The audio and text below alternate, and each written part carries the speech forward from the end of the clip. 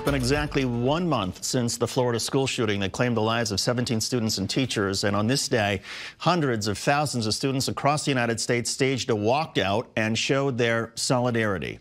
The students also came out in full force to protest Congress's inaction against the gun violence that continues to plague schools.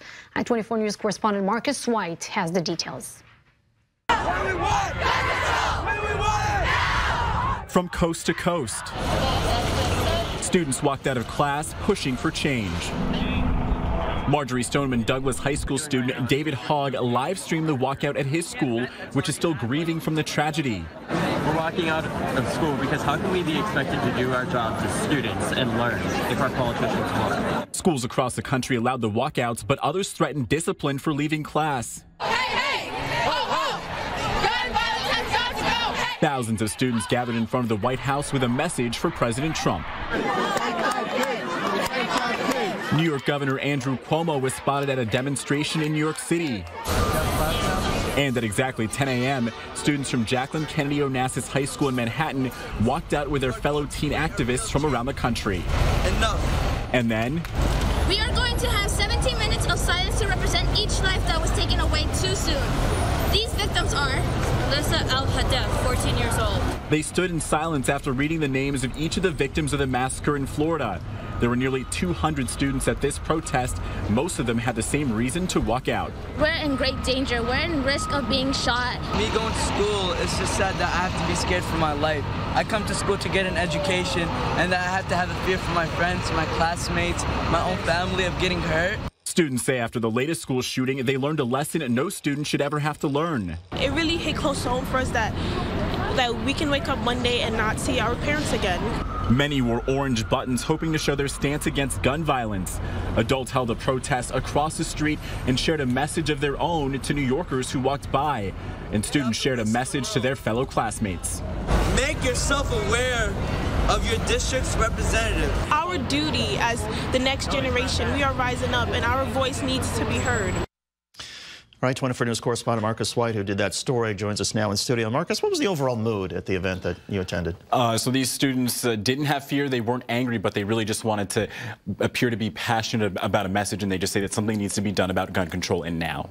And we understand that some of the schools that participated in this walkout across the country are schools that actually experienced gun violence, gun shooting. So, in fact, Columbine High School, who had the shooting back in 1999, it's so interesting to feel that it's been so long ago since that happened, where a number of people were killed. They had their own walkout there, where, of course, a number of people were there. They read the names of the victims of those who died in the Florida shooting, as well as the name of the victims of those who were shot and killed in Columbine. 12 students and a teacher killed then back in 1999. Also in Connecticut, there were a number of walkouts there, and a lot of the walkouts, of course, people were thinking about Sandy Hook, which just is still dealing with recovering from the tragedy there, which happened back in 2012, where 20 students were killed and 6 adult staff members. There was on this day, and at least in the U.S. House, they passed a measure that would essentially tighten background checks and provide some training and money for teachers, but it did not include a ban on bump stocks or a ban on assault weapons or closing the gun show loophole or raising the age from 18 to 21. How closely are the students following the legislation, and what specifically are they looking for? So at a lot of these events, students really didn't seem to get into too many specifics. It seems like they just want action. They say that, you know, it's been so long since action has been taken. They look back at a lot of these school shootings that have happened, and it's really this movement that is kind of taking place that's allowing them to say that really enough is enough, and they think that they have to be the generation for change, considering what happened in Florida. But today was just a regular school day, right? And some schools, as you mentioned in this piece, were threatening with discipline if students walk out? Indeed. In fact, there was a school in New Jersey which threatened to suspend students who participated in the walkout at 10 a.m. So this was something that was planned. So a lot of people got social media messages that this was planned at 10 a.m. Their local time. And this one student in New Jersey happened to walk out at 10 a.m.